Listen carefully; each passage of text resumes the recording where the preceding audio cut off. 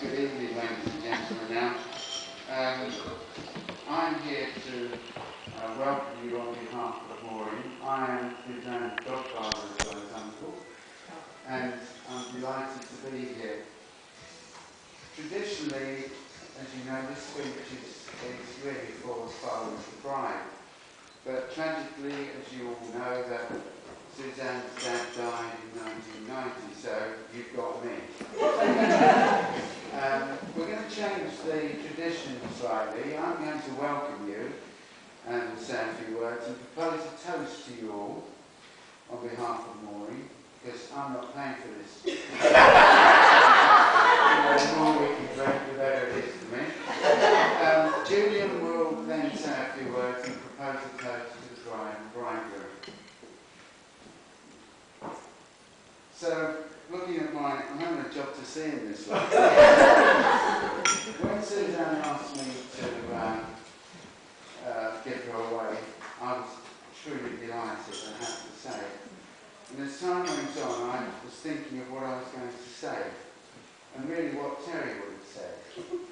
And I thought, well, a lot of you here today knew him, and I can imagine him standing here in his immaculately cut suit, waistcoat on, as he would have done, and he would have had a watch chain, and he'd have a Masonic fob on one end, and he would be showing everybody that wasn't in the Masonic thing, and he would have his Pride and Joy's Prince Albert watch on the other end, and he would be having a look at the time, how we do. Periodically, he would be pushing his glasses back onto the top of his nose, because that was a trait of his. I never knew whether it was his ears were too small or his glasses. And at the end of it, he would have sat here at the end of the meal, before we had enough smoking down, and he would have had a huge cigar. And he would have probably ended up feeling like a king, because, ladies and gentlemen, we've got a princess here today.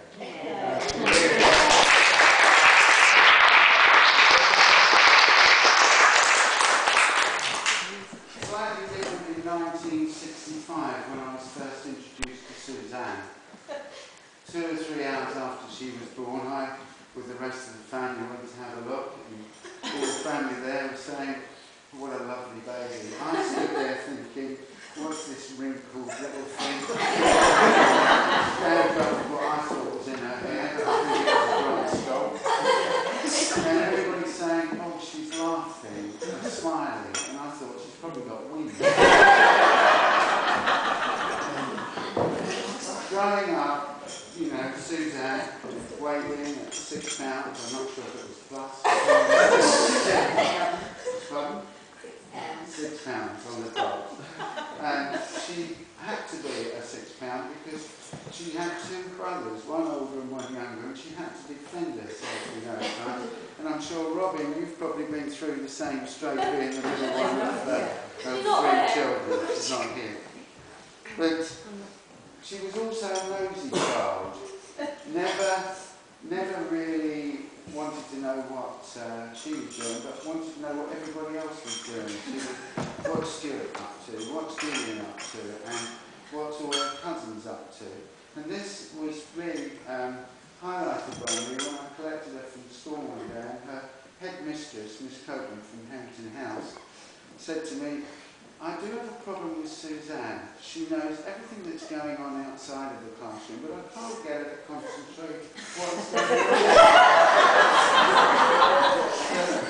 I think that but over the years since Terry died, Suzanne's been a wonderful daughter to Maureen. She's really looked after her. She's been protective as well. And I can recall one day when we were all skiing in the families, and Suzanne, Stuart, and Anna and myself were at the bottom of the ski run. Maureen was stuck up in the middle of it, with Frank's clan of Julian. He was traversing across the ski slope in a snowplow with Maureen behind him. And after being down there for 5 or 10 minutes, you get a bit bored, and then you get cold. And then we started to laugh when Maureen fell over and Julian fell over. And Suzanne ripped into us, unladylike manner, which I'm sure you've had an occasion to hear Rupert.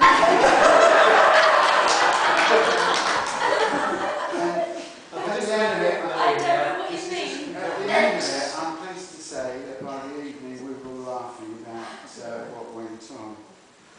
Now, I don't know very much about Rupert, and I'm sure Adrian will be able to fill us in with all that, but I do know he's a bit of a boy racer.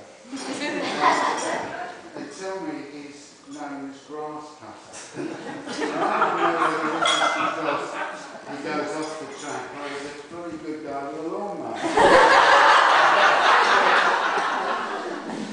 But I know it's been really good to Maurice in the short time that him and Suzanne have been together, and I do appreciate that. Maurice has been really grateful for the things that we do to her.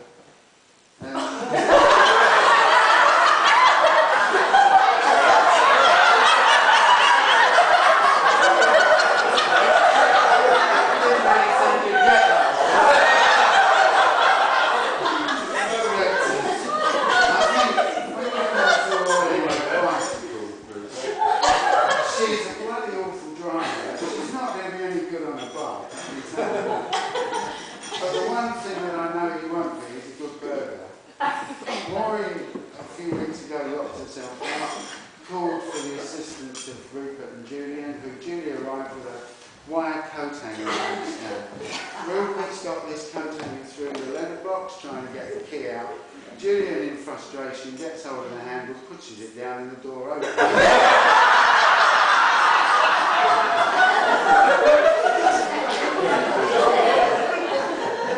Now, I have to say that when I got married, I was given some advice, and I'd like to recall that advice to both of you, because I think it's extremely important.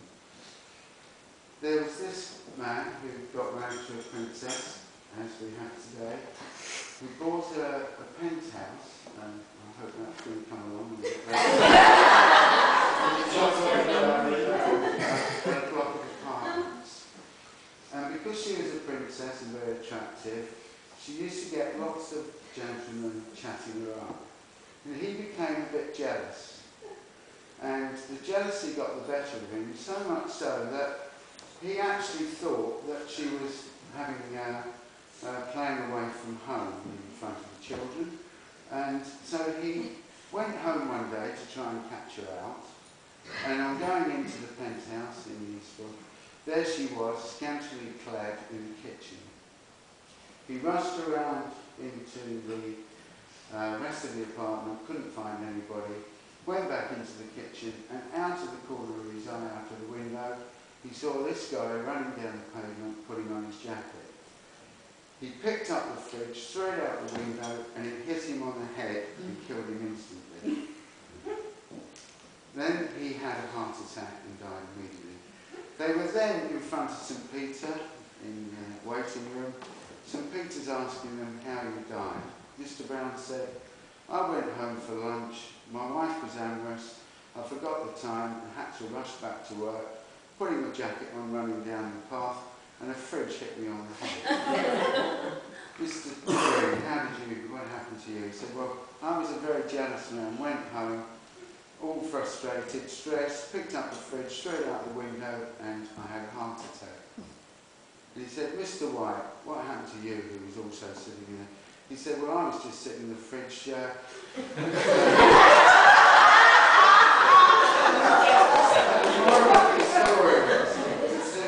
don't make your husband jealous. And Rupert, if ever you're somewhere where you shouldn't be, don't hide in the fridge."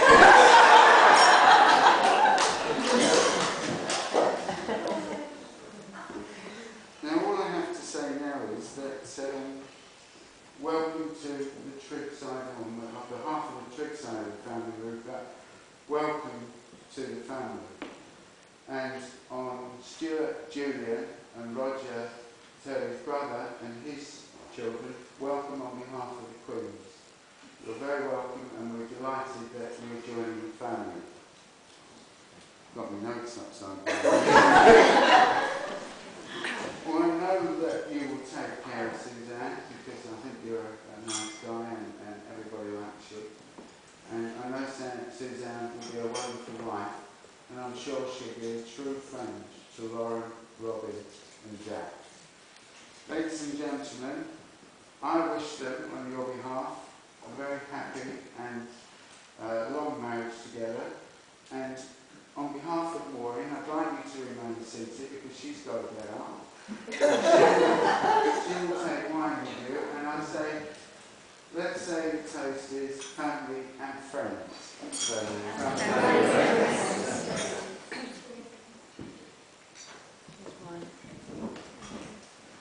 I'd now like to pass over to Julian, who wants to say a few words, and then he will propose the toast to the bride and bridegroom.